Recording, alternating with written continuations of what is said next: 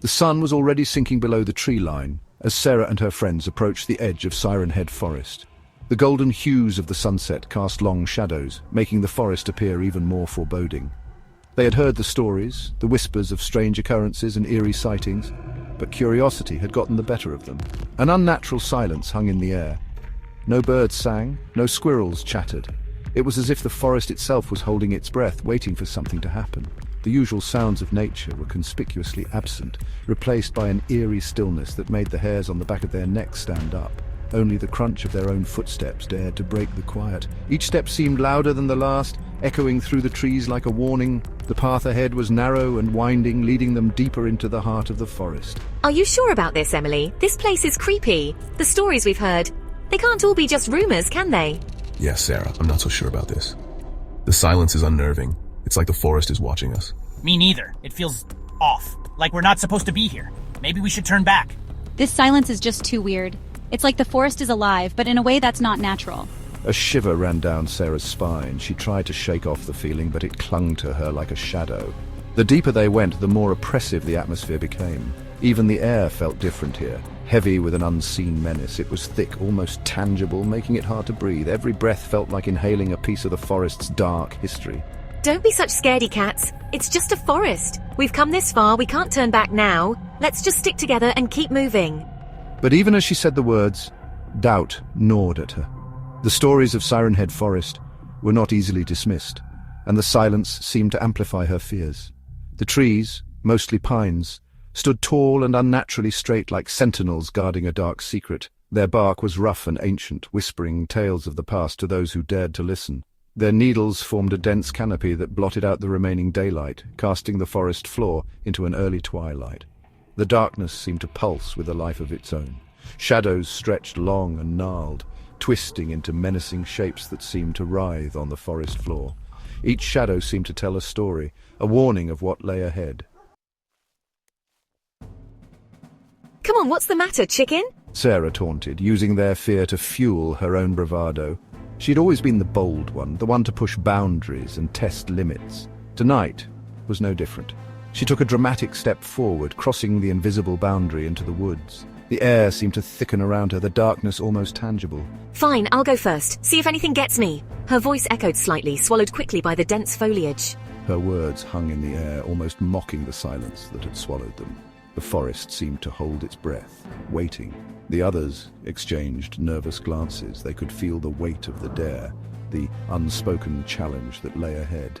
They knew Sarah well enough to recognize her act.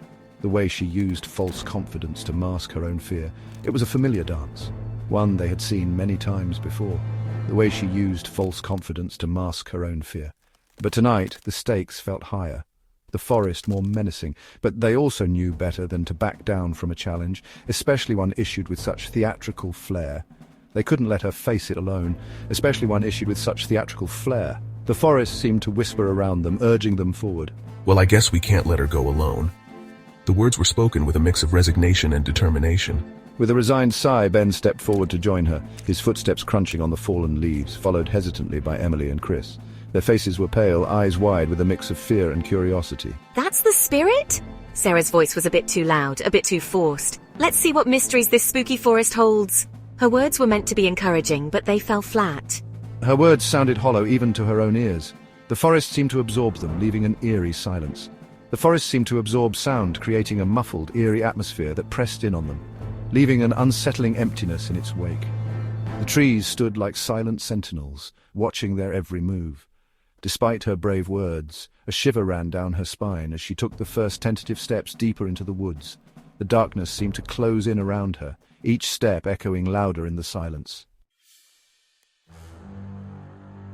The path, barely visible in the fading light, wound its way deeper into the heart of the forest. The trees, ancient and gnarled, seemed to whisper secrets of the past, their bark etched with the passage of time.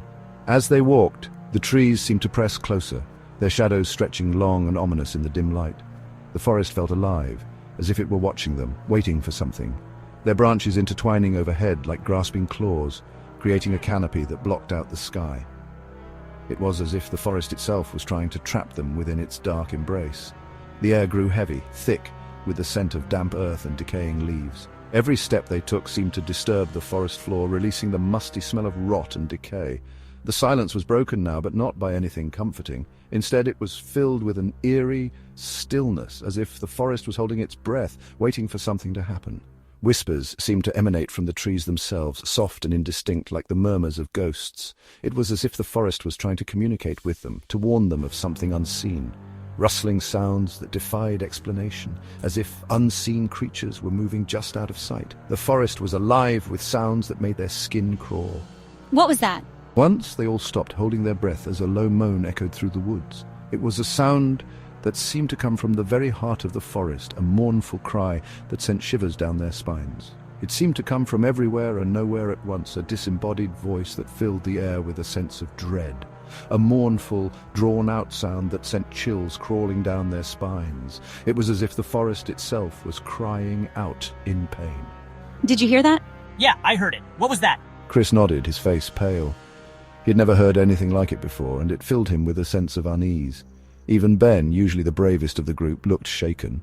His usual bravado was gone, replaced by a look of fear. It's just the wind, silly. Come on, let's keep moving. But her voice lacked its usual confidence, and she found herself quickening her pace. The forest seemed to close in around them, the trees pressing closer, the shadows growing darker. She found herself quickening her pace, eager to escape the oppressive atmosphere of the woods. The whispers and rustling sounds seemed to follow them, growing louder with each step. Eager to escape the oppressive atmosphere of the woods, they hurried along the path, hoping to find their way out before the forest's dark magic could ensnare them completely.